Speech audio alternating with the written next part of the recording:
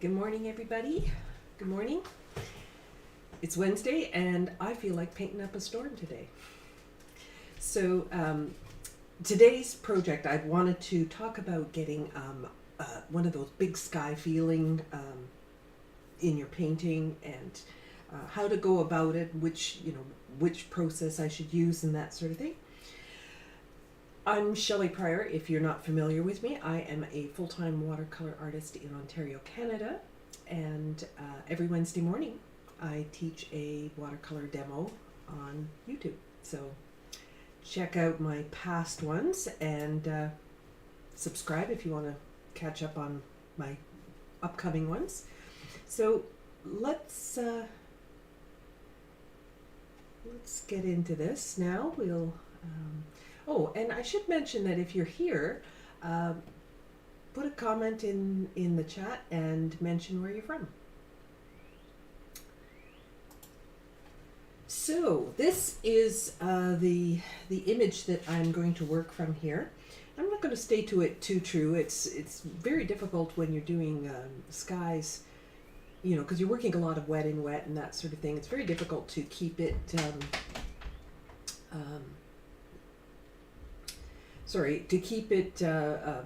true to the actual photo, because you're working so much wet into wet. It is a lovely day, Jan, you're right. I'll take more of this. We've been waiting for such a long time for this kind of weather. I'm missing my remote here. 1 second. All right. I want to be able to zoom in on this, so.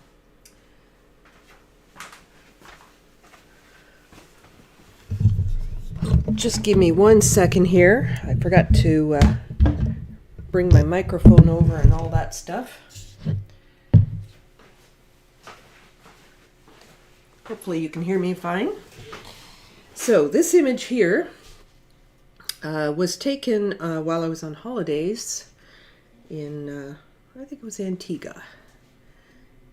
This was obviously taken before COVID. I haven't been anywhere since, but not on vacation anyway. So, seemed that every day there was this storm on the water, and I just loved the volume of these clouds and everything. And I want to talk a little bit about what happens with skies and how to make them look like they're really big. One of the common things that I see when people are painting a sky is they'll do cloud, cloud, cloud, cloud, and they might make smaller clouds and so on, but what they're not doing is making the ones at the top really big. So the ones at the top have to be really big, and then as you get further away, they have to get smaller and skinnier and closer together and that sort of thing. So you need to create that perspective in your sky in order to really get that volume.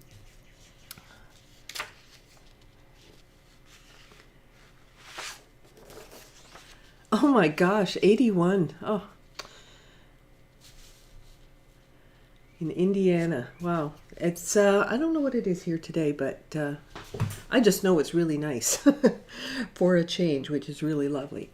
Now, before I started, what I did was I took a little bit of water and I put it into each of my wells. I didn't spritz it, I put water in there using one of these tools, a pipette. And I put a generous amount in every well to soften up my paint. So that's going to make it nice and creamy so that I can get the rich color that I'm looking for. I'm going to be working on arches, 140-pound cold press paper, and I have pre-stretched mine. And I will be using an assortment of squirrel hair brushes. So these are some of the squirrel hair brushes that I have, a whole range of sizes. These are all rounds. Pretty much every color and every size in the rainbow. Yeah, and I actually have two different brands here. These ones are called Biaelk, B-I-A-E-L-K. These ones are called, and I have no idea how to pronounce it, Dainayw, and I got these online. And I use them quite a bit. I like them because they have nice points. When they don't look like they have a great point just yet, but when you get it wet, it comes to a really nice point. So I like these a lot. They hold a lot. They've got a big belly, so they hold a lot of paint and water. And let's talk about the process here of how we're going to create this sky. So we obviously have some white rimmed around the clouds, but this is not a good candidate for using masking fluid or something like that, because that would give us just all these hard edges. Oh, thanks, Jan. I like this subject too. I've been doing some skies in my Oakville Art Society classes on Mondays, but we haven't. I don't think we really did a storm one yet. But anyway, this one I just always loved this picture. You could really actually see the rain coming down and that sort of thing. So it's a lot of fun. All right. So in terms of the white, we want to keep some of this soft. You can see some of these edges here, they're quite soft. There's the little tiny bits of white cloud and that sort of thing. And they're not all crisp and hard on the edge. You will have a combination of hard and soft lines. So this one, for example, is a very hard line, whereas the one above is a very soft line. So we're going to use a combination of edges for our paint. So don't treat it all like one cookie cutter type of thing. Don't stack all your clouds one on top of another, same size and that sort of thing. We have to go from the big volume to the small and skinny at the bottom, right? So some of these ones get really skinny. And flat, they seem to flatten out as they go to the horizon. Now another thing about your sky is that whatever's above your head is going to be darker than what's on the horizon. Look at the gradation that happens in the actual sky here. It's very dark up here, and then the blue gets lighter, lighter, lighter, lighter, and the little bit of blue that's shining in behind here is getting quite light. And there's actually little bits of blue sky down here in the bottom too, but it's kind of hard to see because there's a lot of other cloud. And with the sky being actually so light, it sets up that volume or that contrast.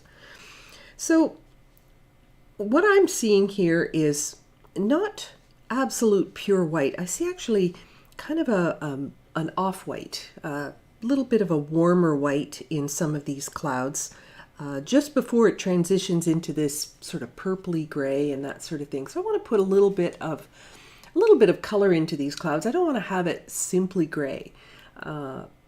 That to me makes a little bit of a static, flatter type of painting. So I want to try to get a little bit of color into this if I can. Now some colors are going to naturally separate. So what that means is you got this color and you've got this color and you mix them together and they're perfect, right? They're all mixed together great. But what happens sometimes on the paper is that those colors start to separate a little bit. And then you get these little patches that are a little more pink or a little bit more blue and that sort of thing. And that can be really quite beautiful in watercolor. And I think watercolor is probably one of the only mediums that will do that. So I won't be penciling in my clouds because I don't really want to have pencil lines on my surface. But I will want to save my horizon here. And one of the easiest ways I have found for doing this is good old tape. So this is just a roll of standard contractor's grade 3M masking tape. So this one's Scotch 2020 if you want to know specifically what I'm using. So I'm going to make my horizon perfectly straight here with this. Just tear a piece of this off and let me see, I'll make it about that much water. Let's move it up just a tad.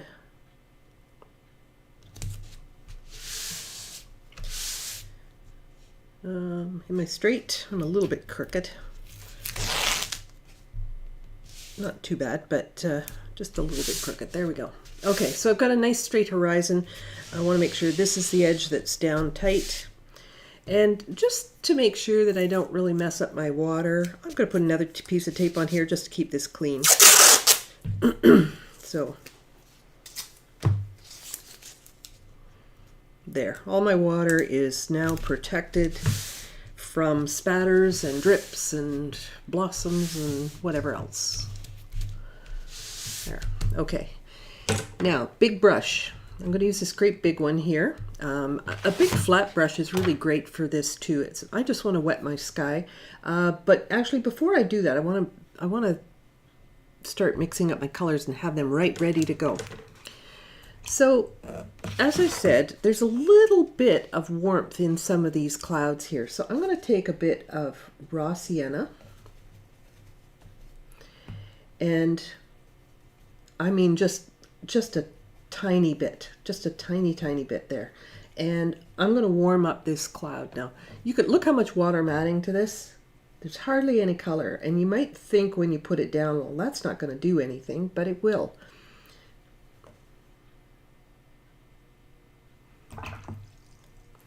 Super watery, okay? Just a hint of it. That's all I want. I'm going to pink this up a little bit with just another speck of maybe permanent rose here.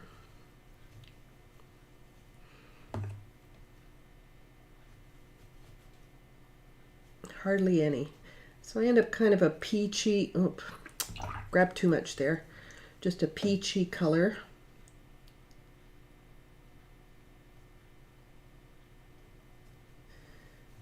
There we go. Just a super diluted bit of color there.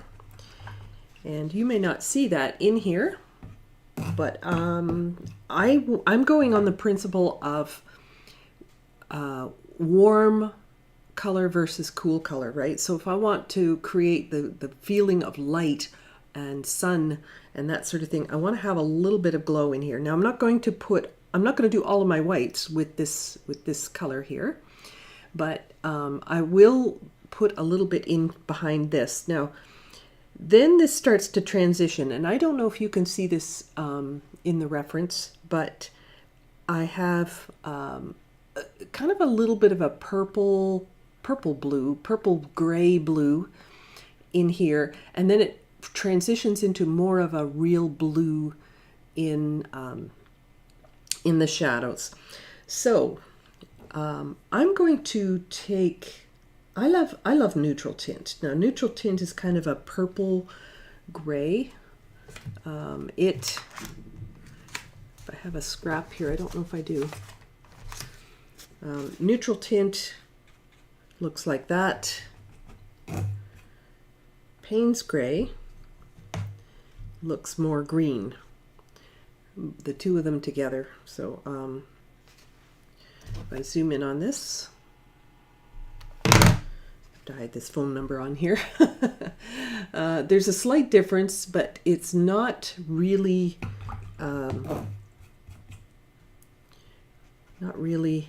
prominent. But it's blue, more blue here, and it's more purple over here. So I like the neutral tint. It seems to be a little bit lighter as well. When I say lighter, I mean a little bit more transparent when you put it down. The Payne's gray seems to be a little more opaque. DaVinci watercolors, that's what I am using. So you may see a slight variation in this. Thank you, Joy. I did see that message just before you retracted it, but happy belated Mother's Day to all of you out there as well. I am going to zoom out again. And I'm going to be working with the neutral tint. I may get into some of the Payne's gray in the darker, more blue type of shadow.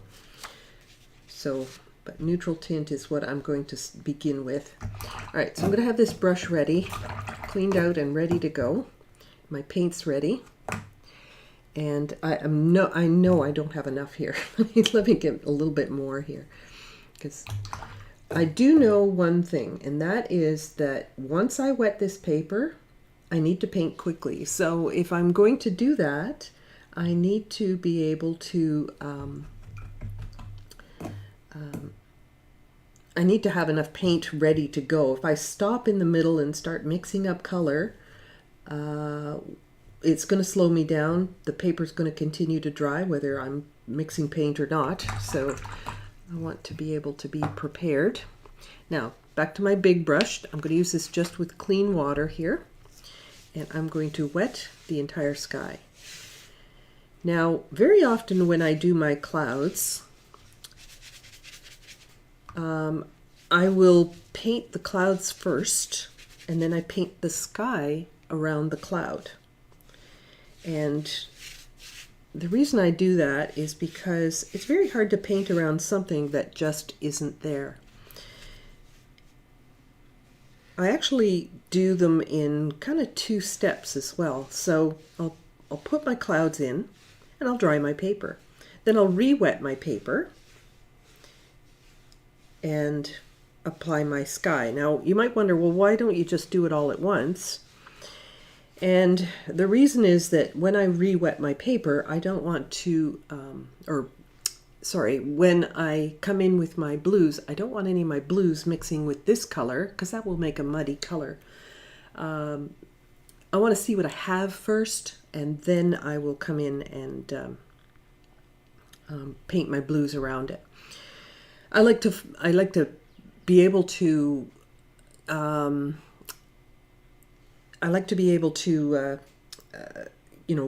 work in a way that I can get a part done and then come in again and work the other part instead of trying to fight the whole battle all at once.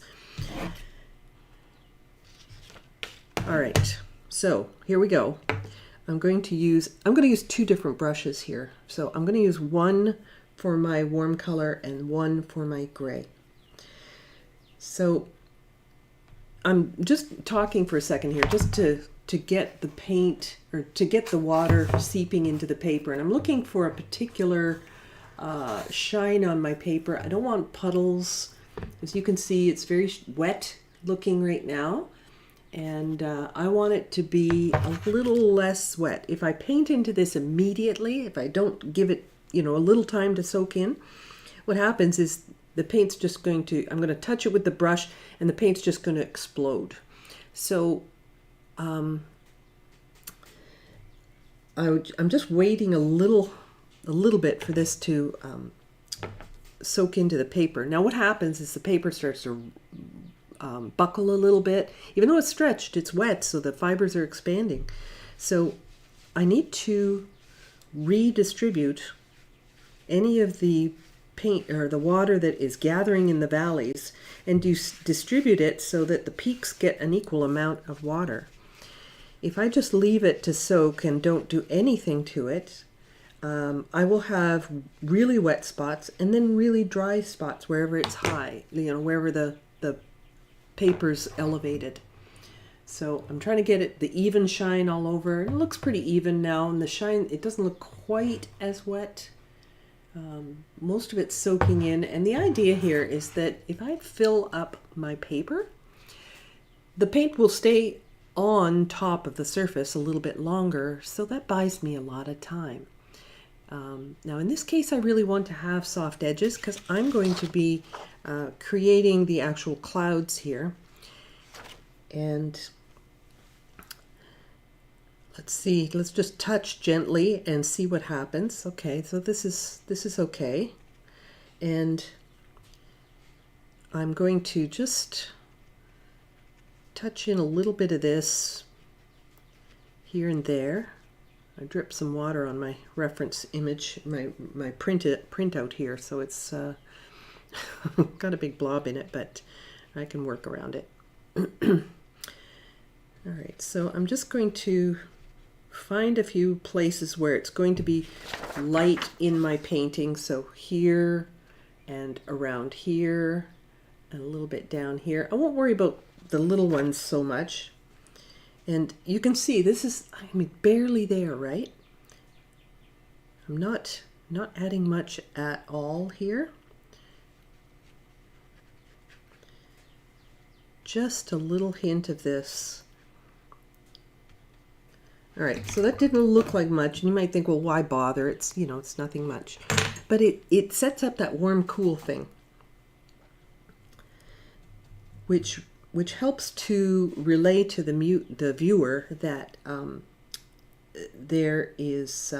there's light and shadow, and not just with the value of the color, but also the temperature of the color. So I'm coming in and touching in. Okay, so this is pretty, like it's spreading out a little bit. If it spreads out more than you want it to, I recommend just blotting the belly part of the brush where all the extra water is trapped. And if I load kind of the tip here, I can soften things up. Now, don't forget, as you paint, always remind yourself this is going to dry about 20-25% lighter. So I need to be able to compensate for that.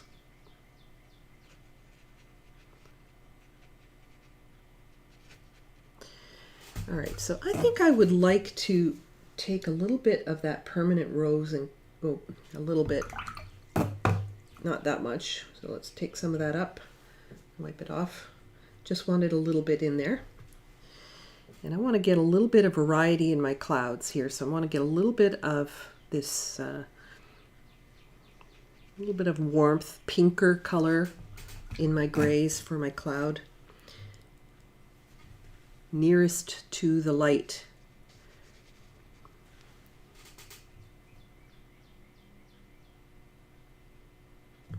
I just put a little bit of permanent rose into it.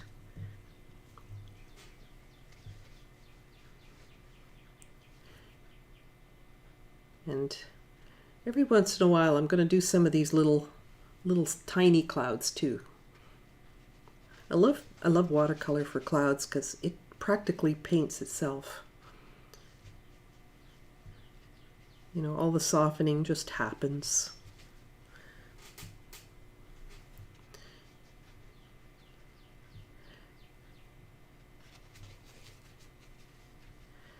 And because I wet the paper sufficiently, I'm able to come in and work in here and not feel like, oh my gosh, I'm running out of time. Paper's drying. I've got to rush.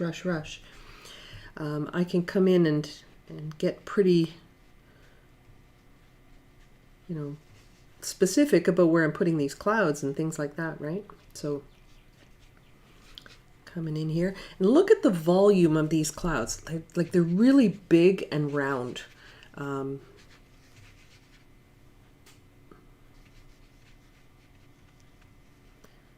Really large clouds because they are the closest to us.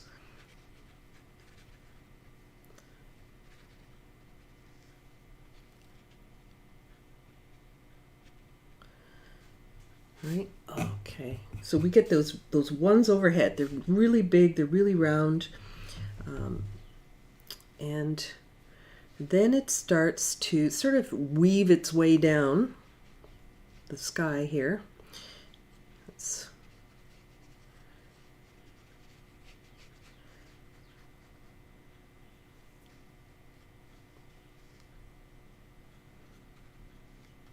Don't forget those little specks of clouds, those little poofs that don't look too significant, but they will add to the overall effect.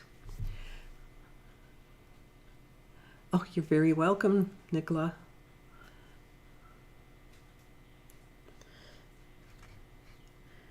All right, so I'm coming in, and I really haven't got into any of the darks yet. I'm really just coming in with some of these, kind of purpley gray colors, and I'll be coming in and getting some of the darker colors in here shortly. Now, I can feel things beginning to dry. Like down in here, it feels like it's a little dry. So here's what I'm going to do. spray bottle to the rescue. Okay, make sure it's a fine mist. You don't want to put like speckles everywhere. See, I made speckles. But I'm going to paint into that a little bit more, so it's fine. When you spritz a painting, don't hold the spray bottle this far from your painting. Pull it back, pull it 12 inches or so back from your paper to give a more broad, softer effect. Okay, so we're getting into the part here. This is the fun part because this is where the rain comes down.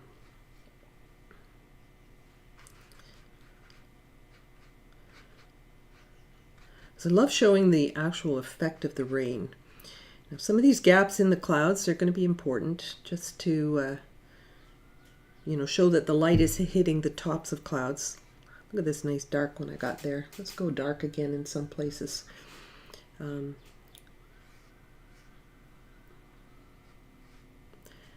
So I'm going to take a flat brush in a moment and help create some of that rain effect. So if I have a really big brush, it works great. Do I have mine here? Of course I do not. But I want to put a little bit of color at the bottom. Right, the sky here is, this is stormy, so it's quite a flat color there. And I'll pick a little of that neutral tint, and I'm going to come down with this and add a little bit more color with this. This is a flat synthetic brush. It is 3/4 inch. I'd almost like to see this a little bit more blue, so I'm going to take a bit of cobalt in this.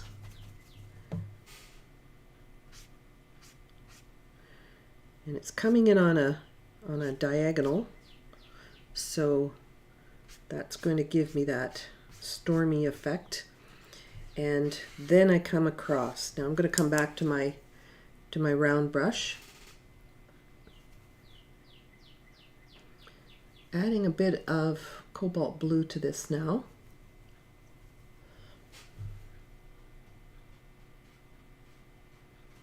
A little less water, as you can see, and I'm going to start picking out where those dark parts of the cloud are.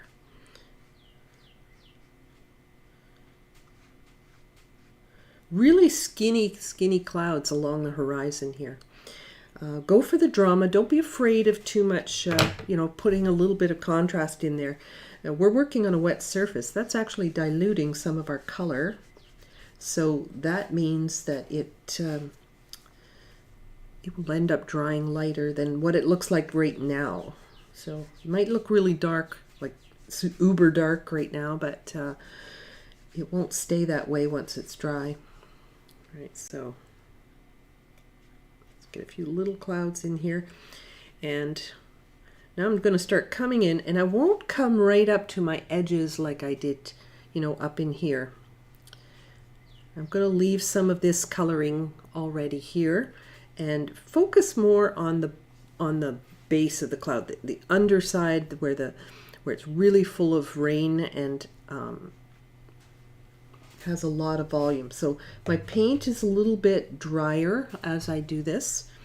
The more I paint, the paper's wet, but it's not staying wet. It's drying as I speak. And so my brush has to get drier as well. If I don't go drier with my brush, what I'm going to end up with is blossoms and things like that. So I have to keep up with the drying that's happening on the paper. I have to keep up with that. And I can't forget it's easy to forget. You know, you're going to rinse your brush out and you forget to blot it, and boom, you've got a instant blossom on your hands.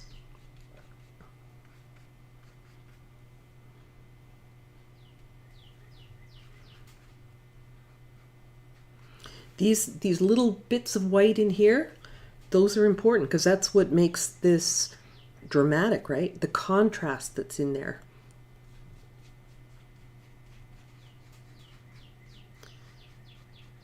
Now, I am using this squirrel hairbrush. I like this type of brush because it is very soft on the paper.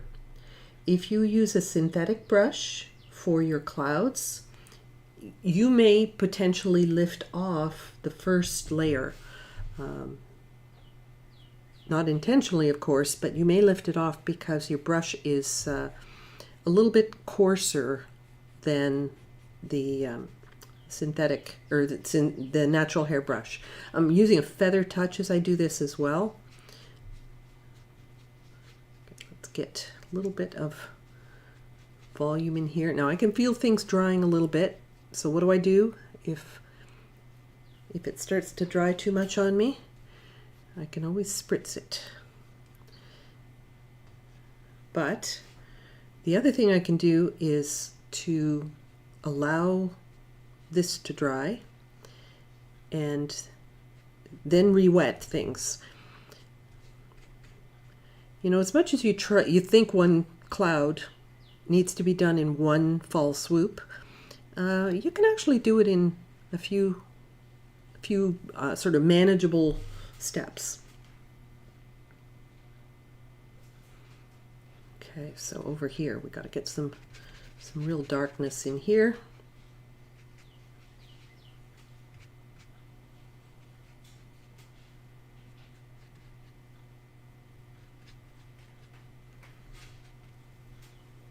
All right, so I'm going to rinse my brush and blot it.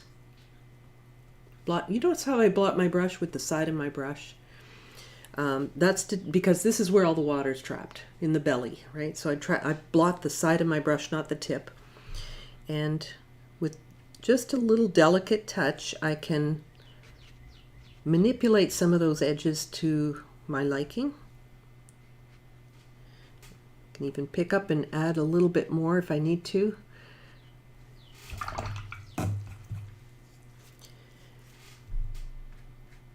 But maybe you can see some of the separation that's happening in those paints, because I've used different colors for mixing up the grays and the purples are a little bit more blue and that sort of thing. And you can see things starting to separate a little bit.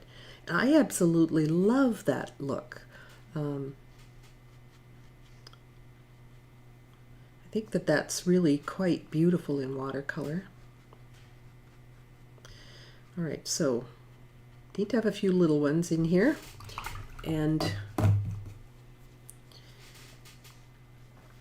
blotting my brush again, and I'll just manipulate whatever I need to soften here. And to soften an edge, you only touch the edge. You don't go into the middle of this and pull it out or something like that. Only touch the edge. Just tickle edges to soften.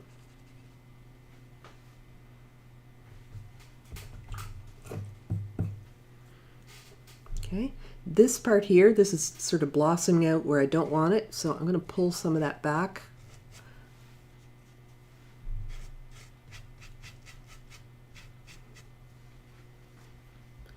See, you can control watercolor to a degree.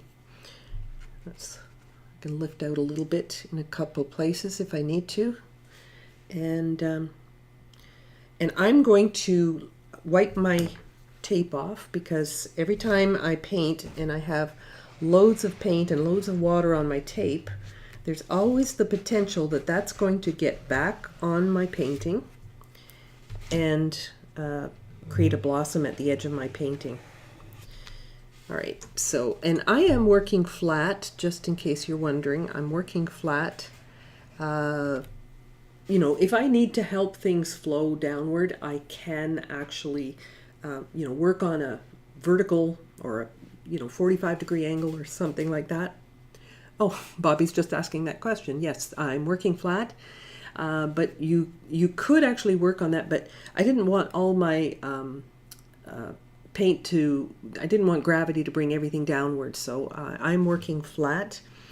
And the reason I like working on flat is that if your board is elevated, like, up like this, then it starts drying at the top much faster than at the bottom. And then if I need to come back up here, it's already dry. So this way I can really work. Anywhere I want to.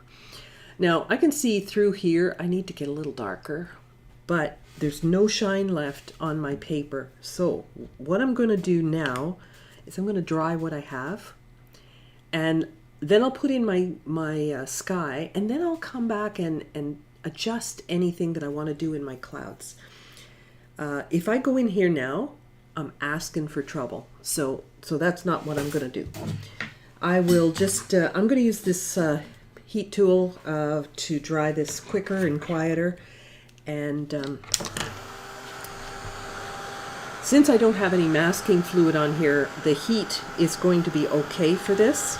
Do not use a heat tool or excessive heat with your hair dryer.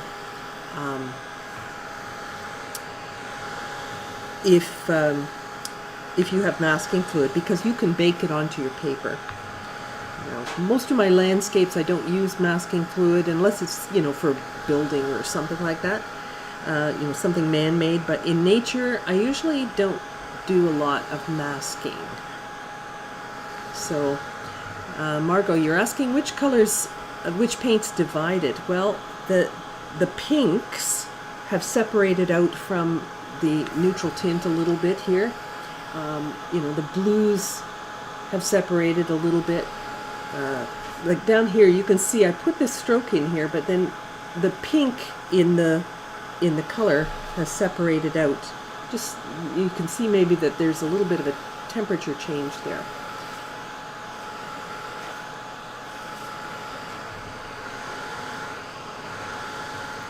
All right, so I wanted to point out too that when I did these, the actual rain coming down, I did that, and then I put the cloud back on top because A, the cloud is darker, and secondly, I don't want to come in afterwards and end up pulling out some of the dark from the cloud and having like kind of a hard line there, in the shape of the brush. So if I came in here and pulled down right now, I would pull out that squared brush shape in my cloud.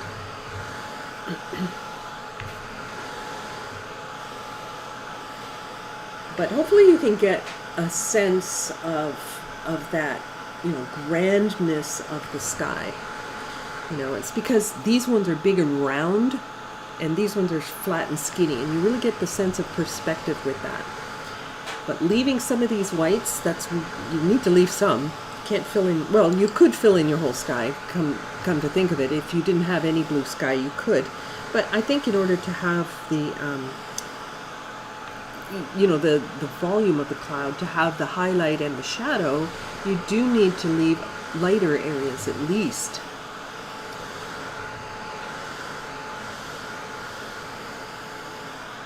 All right, so my paper's getting flatter, which means my paper is getting drier.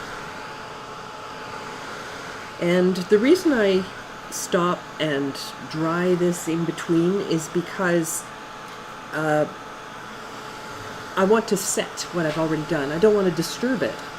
So this is going to make sure that things stay the way I want.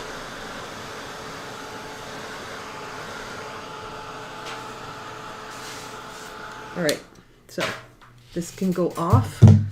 I will allow my paper to cool a little bit, but it's nice and flat. All of this is dry now, and I'll be able to re-wet this and keep going.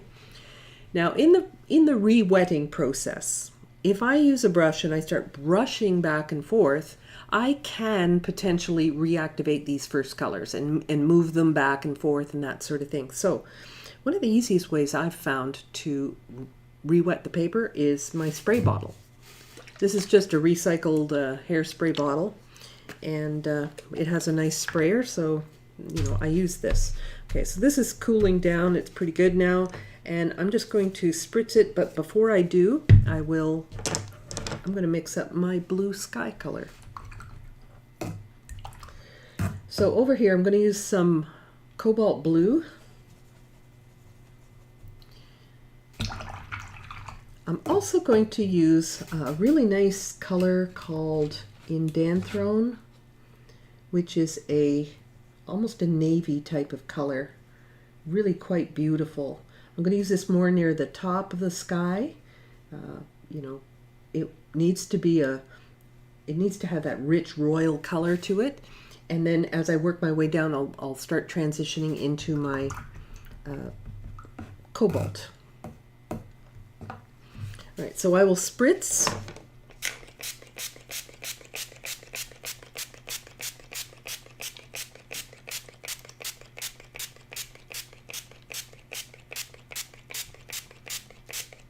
Now, as I spritz, maybe you can see, I don't know if you can see the speckles. You can see that there's spots, right? There's droplets and that sort of thing.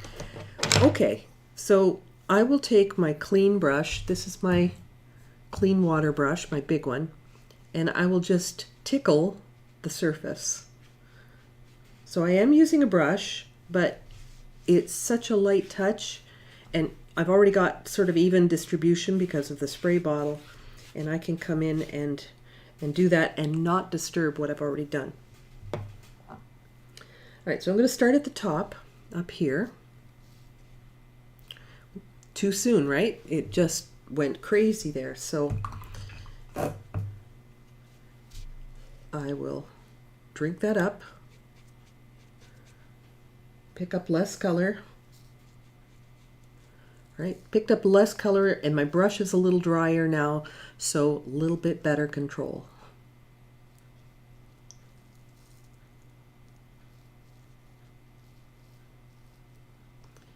And I'm painting around little wispy things, and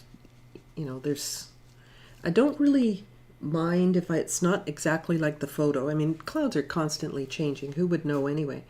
But I want to get the same feeling, and that's the main thing, right? I want to get the feeling that I get from these clouds, not a carbon copy of the photograph, which I already have.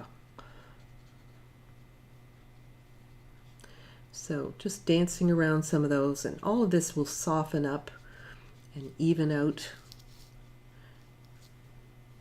Right, and I can put some little pockets in here too. Now that didn't soften quite as I wanted, but I don't mind. I actually, you know what? I think I'm going to leave that. I could soften that. If I wanted to, I would take a smaller damp brush that I've blotted, and I would just come along and tickle these edges to soften, right? I could soften some of that.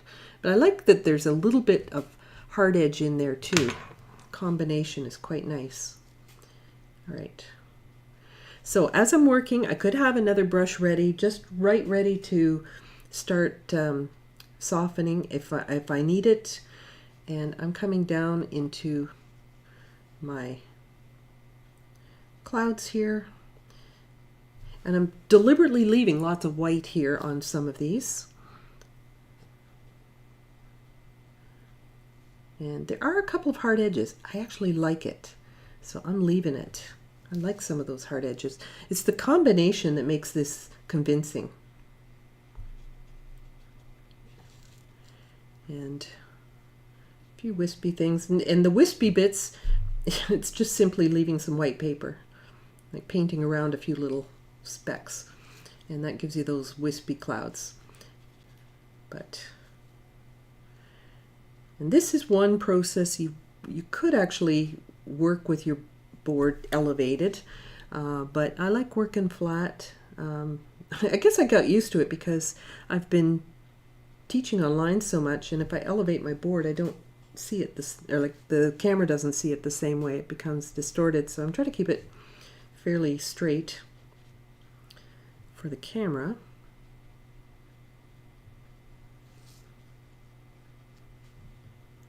All right, so maybe a little bit too much wispiness here.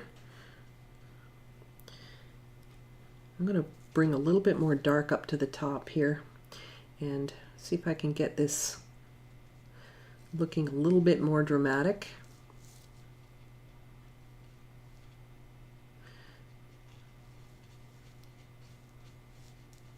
But everything's really, like my brush is quite wet, the paint is quite wet, and it's melting together. The trouble I see most often in classes is that you know, people aren't painting wet enough. They're afraid of it, and you just got to muster up a little bit of courage, and you'll get some beautiful blending that you really can't achieve with a brush. You know, just the paint melting together by itself is what's going to give you that. All right, so I'm coming down. It's going to get lighter and lighter as I come down, so a little bit more diluted color here. And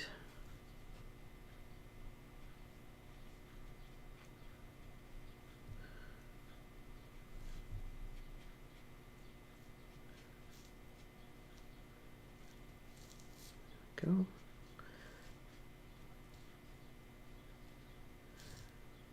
Really wet. All right, let's get over to the other side. Nice and dark near the top. Now I've got some hard edges here. I can see immediately I've got some hard edges, and I'm going to want to soften some of them. So I will do that with my small brush. Blot it. Make sure it's not really wet. And tickle edges. So I'm going to kind of lay my brush at a 45-degree angle here and just sort of tickle edges to soften.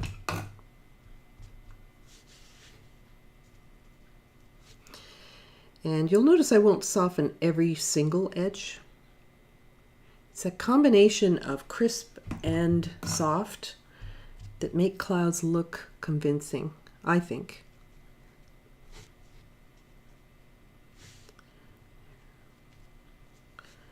I like a little bit of softness in here, but or a little bit of crisp edge stuff.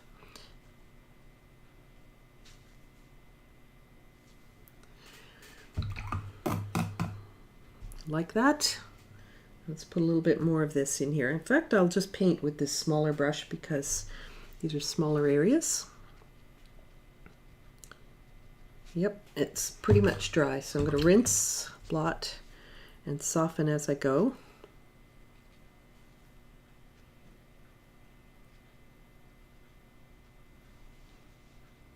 Just leave some of that crisp.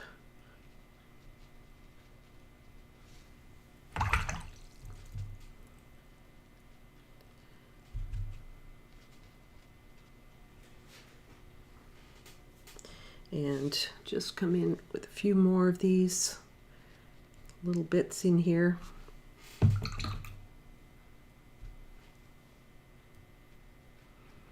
And I can see that, you know, the sky is almost more dominant than the clouds at the moment. So I am going to come in and put a little bit more punch in my clouds too.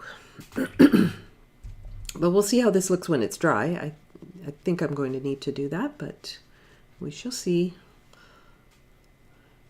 I often don't make these decisions until I've painted other things and seen how they work together. Then I'll make the decision. All right, so let's put some of this in here.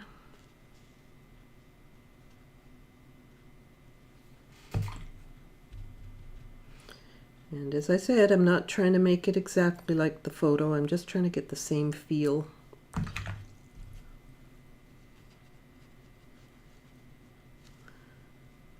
Same feeling of those clouds with a bit of sky showing through. And this is where, actually, this is where there was some of those crisp edges. So I'm going to deliberately make some of those crisp edges here. There we go. And then soften at the top. So soften this part here. There we go. So you get the feeling that, you know, that this has got the that sort of cumulus cloud type of thing going on. And we need a few more little bits in here.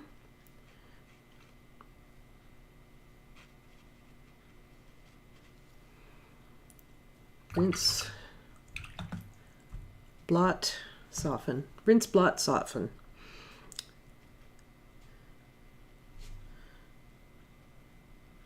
Something I do in pretty much every painting I paint.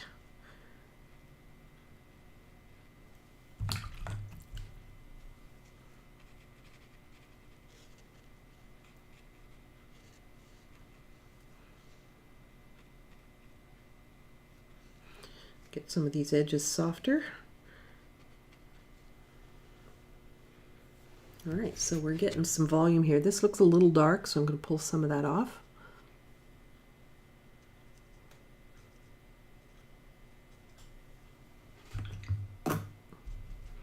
Looked a little darker than necessary.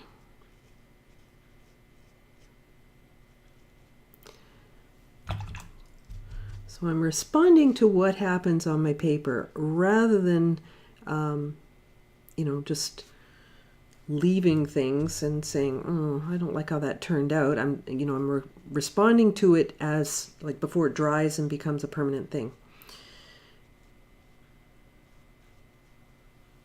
There we go. All right.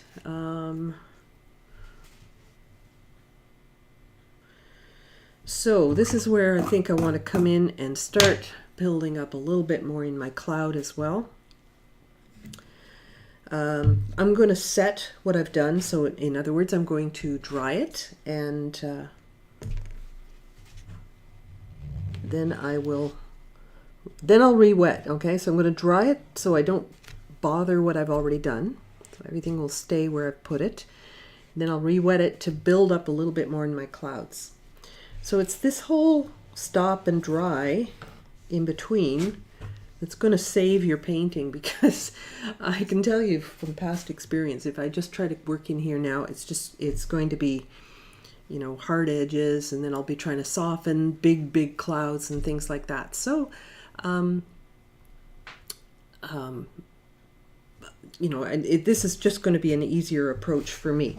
So I will take my dryer once again and dry this. And I did try to get a bit of a gradation in my sky here. I've got a combination of hard and soft edges.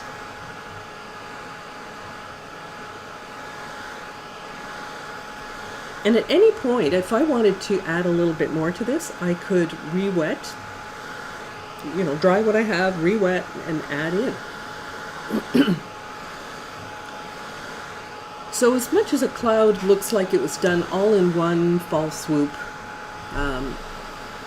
it sometimes will be a multi-step process.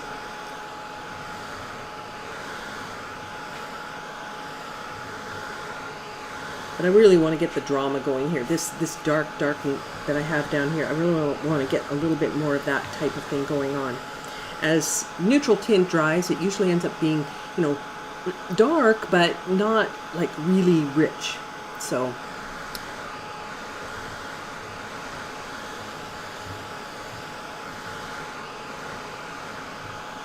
I'm just reading through the comments. Hello, Argentina. Liliana. Oh, thank you, Jan.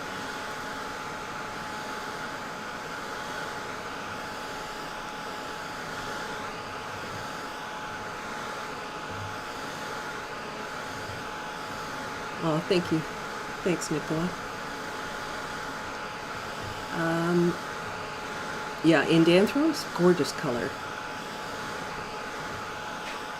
There's another color called indanthrene. So if you buy another brand, it might be called indanthrene. Now I haven't checked the actual pigments that are in it. It's very similar though, and you know, some brands don't have indanthrone, and DaVinci doesn't have indanthrene, so I'm thinking they're pretty similar. I know that they look pretty similar, so if you can find one but not the other, they're, you know that they're pretty close.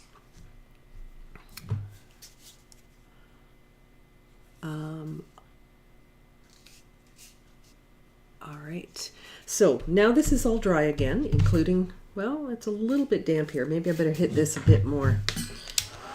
I don't want that to move. I touched it and I got a little blue paint on my finger, so obviously didn't pay as much attention to my edges here as I was doing this.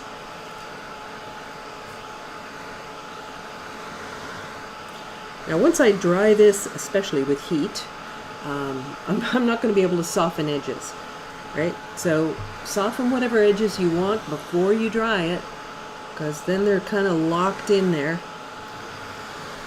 One of the questions I get very often is, so how do I soften this edge? It's too hard. Well, you can, depending on the paint, you might be able to soften somewhat, but you'll never 100% get rid of that hard edge unless you get scrubbing at your paper or something like that, and that never works out particularly well, in my opinion.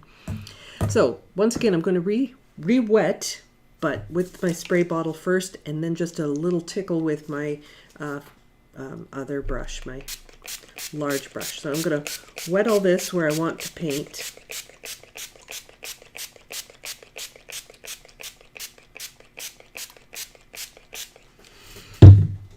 Now, once again, you can see, you know, it's droplets. It's not smooth, so I'm going to just tickle with this.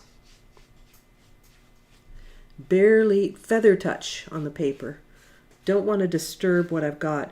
The more pigment you have on your paper, the more likely you're going to move paint by re-wetting. So keep that in mind. Each layer is going to get consequently drier than the previous, so that you don't lift a lot of the previous layers, so that they stay where you put them. All right, so this is my brush for I was using it for blue, I guess. So I'm going to put my neutral tint in here. Don't want it too wet, so I'm blotting my brush like this. All right, blotted it a little bit too much.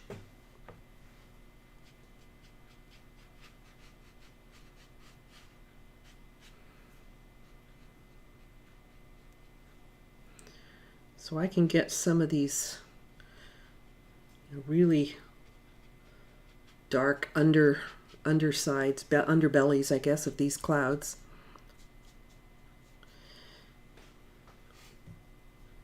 And then it really feels like it's coming at you, right? Getting some of these darks in here. That's what makes it feels like it's really coming towards you.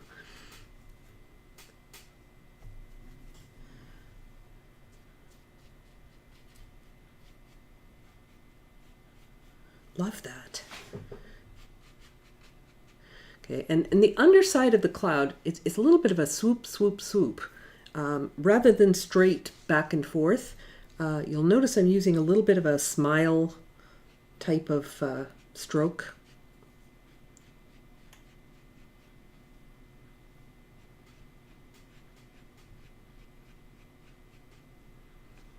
Okay, so something's not quite moving the way I want. I'll just use my handy spritzer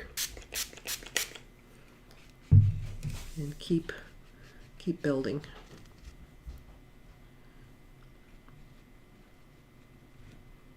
I'm gonna have to get a little brush in here to do something with that, but so this little bit that I put in here, I just wanted to bring a little more color up there, so I'm tickling with my little brush here. I'm just tickling those edges to soften them a bit and manipulate them. I'm using a combination of brushes here, depending on what it is I'm trying to do. Back to my big brush.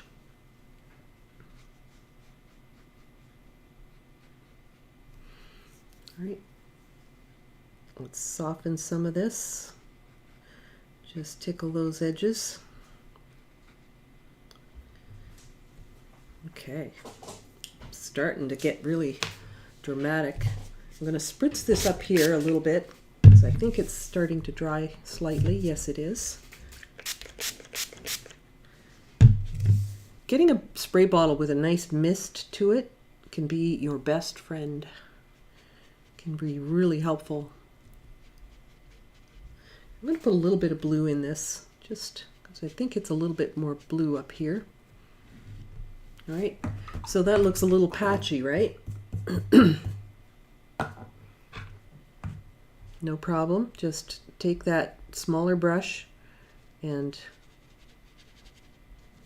soften these edges with a blotted brush, and I can get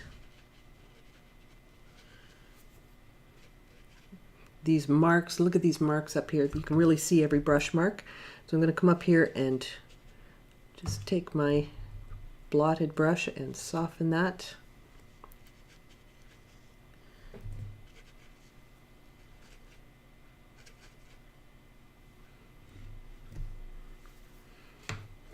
Right, I think I'd like to take a little bit out into here, into this little cloud, and down into this one to make it look more sort of continuous. And so I'm going to soften this edge, and I will soften this edge.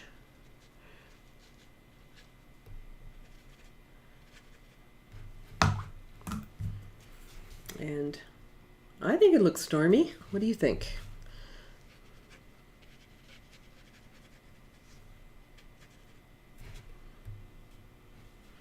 All right, so let's say our sky is the way we want it, and I'm going to dry this, and then I'm going to take off my tape, and I can paint my ocean. So I'm just going to wipe my tape. Remember what happens with paint and water on the edges. I can take all that off. Take longer to dry on the tape anyway, so might as well get it off there. Okay.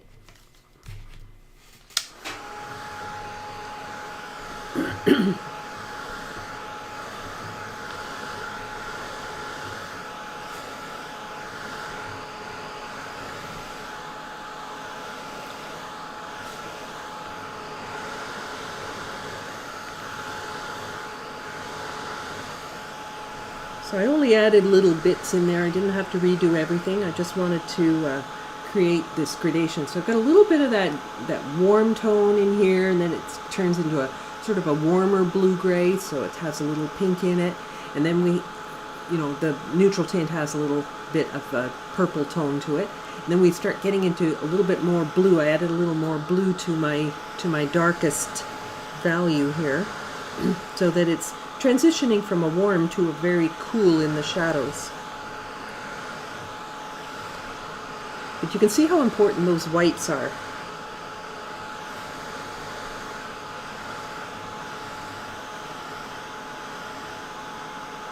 Yeah. Anthraquinone. I don't know how to pronounce that one. Anthraquinone. I don't know where to put the emphasis on the syllable,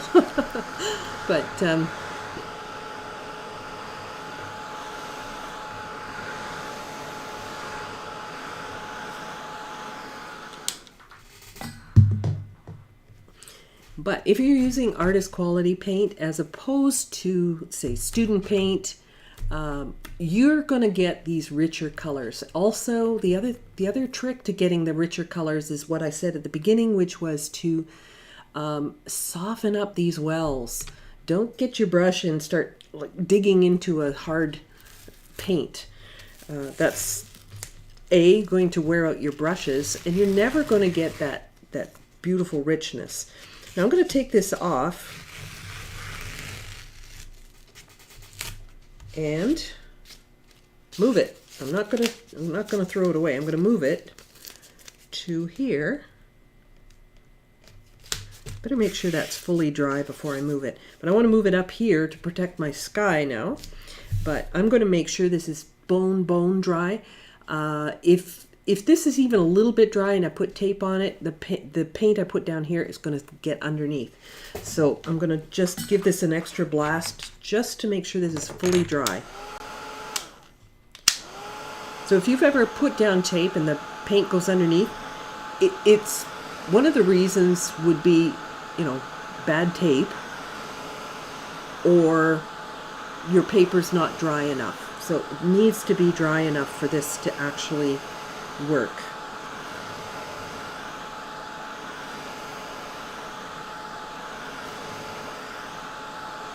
And sometimes it feels dry on the surface, but it's dry. It's still got the dampness in the middle of the paper.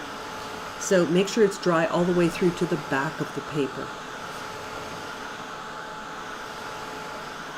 I'm not saying it wouldn't work if it was, you know, damp on the back, but why take the chance? It will work much better if it's completely dry. I do know that much. I've had, you know, been in a rush to do a demonstration and not dried it well enough, and lived to regret it. So now this scene here, let's go back to our reference for a second. This scene was basically open ocean.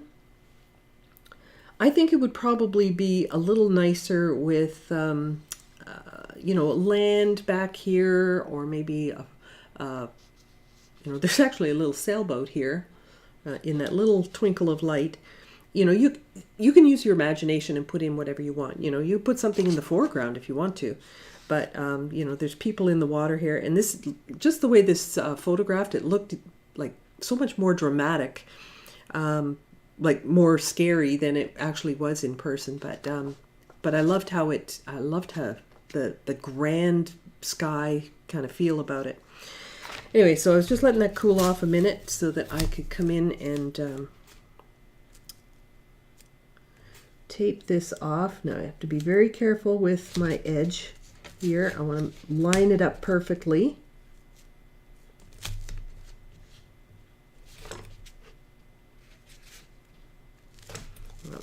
Overlapping a little bit. I don't want to leave a white gap, but I don't want to have an overlap either. So, but I think I'm going to put some land there, so I guess it's not going to be that crucial.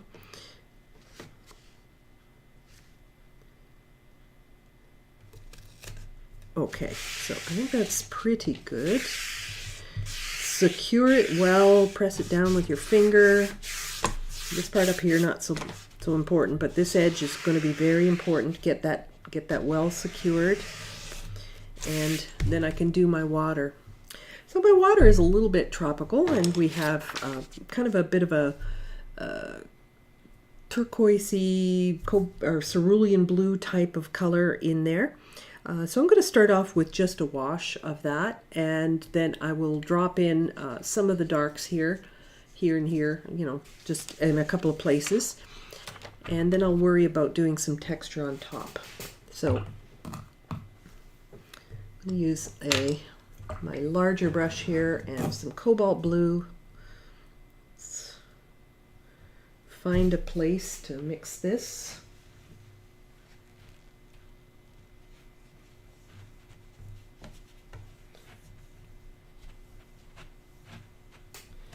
We'll mix our cobalt blue right here.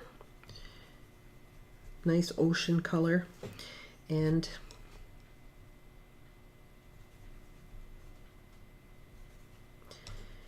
just put it in there. And I'm working fast. You can wet the area first, but if you work quickly with a brush that holds lots, you'll get this all in without having to wet it first. All right, so let's come in. I'm going to put in some, I'm going to put some of that indanthrone blue in here maybe. Looks really, really bright. Like it doesn't look very stormy at the moment, but remember this is just the under layer. Now I'm trying to, I want to get that sort of darkness on the horizon too. So I'm going to take a little neutral tint here. Didn't even really rinse my brush, but I want to get a little neutral tint along that horizon. And you know, where the water's extra deep there, it seems really, really dark. So come along there with that extra dark along there. And there's just a slight bit of light left in the water, but there. So I'm just going to leave that. I can zoom out just a little bit maybe. I'm going to leave that and dry it. I think it could be actually a little bit more green. What do you think? Now that I'm looking at this image here, I think it could be a little bit more green. So I'm going to go with, I'm going to go into my, oh, look how creamy that is. This is cobalt turquoise. I'm going to put a little bit of that cobalt turquoise in there. Love that color. Still not green enough. How do we make blue green? Add yellow. So we'll put a little yellow in here. That'll green it up for sure. There we go. But I don't want to cover up. I want a little of that white paper coming through here. There's areas in the ocean where we have, or you know, where the sky, the sun, or the light in the sky is hitting the tops of the waves, or hitting the surface of the water and giving us a little bit of lightness. So I want to make sure I'm not covering up all of the, you know, the white paper coming through. I think that glow through the paper is one of the most lovely things about watercolor. I'm going to put a little more dark in the, a little more dark along that you know, the top of the ocean there. And just, there seems to be an extra dark right here.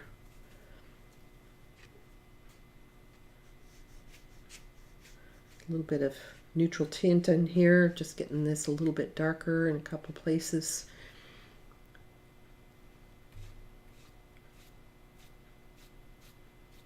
But it's all sort of melting together and giving me transitions. There we go. So I want this to dry, and then I will come in and I'm going to start doing some of the textures in the water. So I'll wipe off my tape once again. Really hope that didn't go underneath.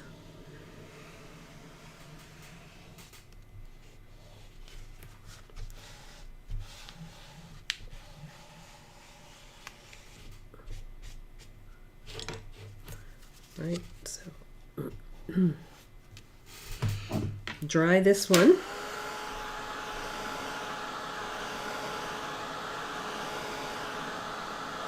Because now I can come in and I can create like the sparkle on the waves and that sort of thing. And some of the darkness, get some of the far land, you know, an island back there or something.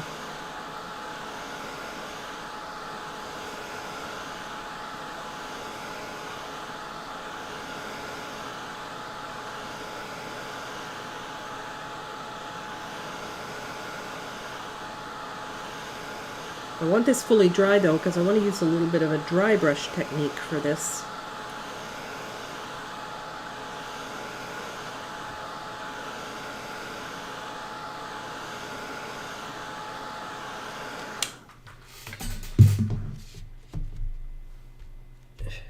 Alright, it's got to cool down. And I'm going to go to my big brush for my dry brushing technique. So there's actually a number of ways you can do this. I could use a you know, a large brush for this, a large flat, and work this way with my brush dry. I can use the side. My favorite is the side of a round brush, but you'll find, test it out, you know, when you're doing something like this and you're trying a new technique for the first time. Don't get this far into your painting and then put it on your painting, because if it doesn't work out the way you wanted to, you've messed up your painting. So do a practice before you actually go onto your painting. But I've practiced this quite a bit, and I'm going to blot my brush, and let's just see what this will do. I'm just dragging my brush along.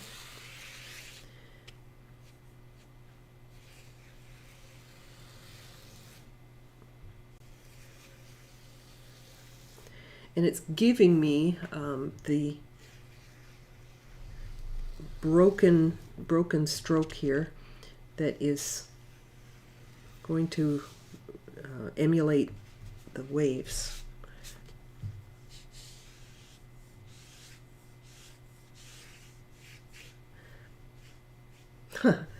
Except it dry brushes over the arches, and now I've got arches in there.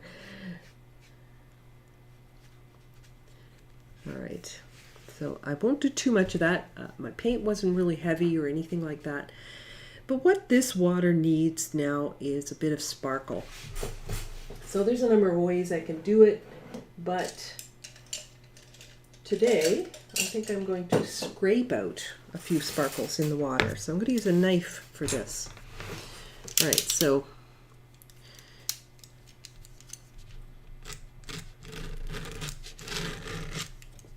it actually pulls off the first layer of the paint.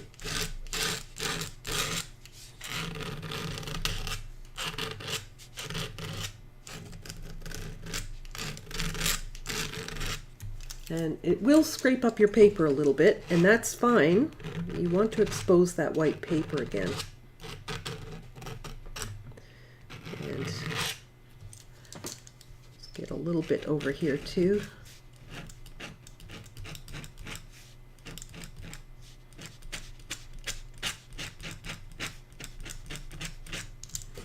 There, just a little bit of sparkle in the ocean. Get this a little stronger over on this side. All right, so I'm going to take this off.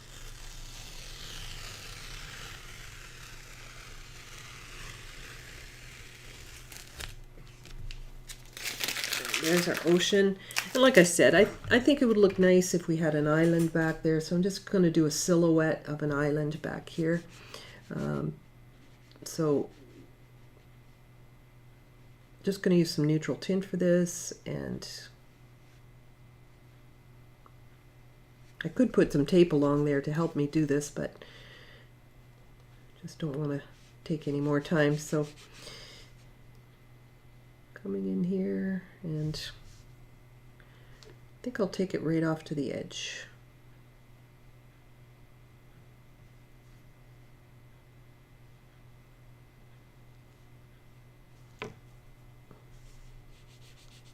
Just needs to be a silhouette.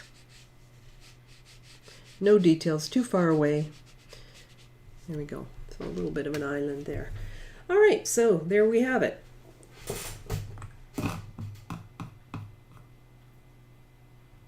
Oh, thank you. Yeah, yeah, do try this out. Let me know how it goes. And I know I'm always doing different stuff every week. If there's anything in particular you want to see, you let me know. You know, send me a message or put it in the comments or something. But do let some of your friends know that I do these demos every week, because I need people to watch, or I'm not really doing it for any purpose, right? So. Thank you so much for joining me. I'm going to pull off this tape because everything always looks better with the tape off. But I won't take it off the board until everything's 100% dry. If I take it off prematurely, what happens is you know, like I said, it could be a little damp on the back, and so it'll end up wrinkling again. So I just leave it on here till it's bone dry right through to the back of the paper. And yeah. So have a great week, everybody, and we will see you next week. Have a good one.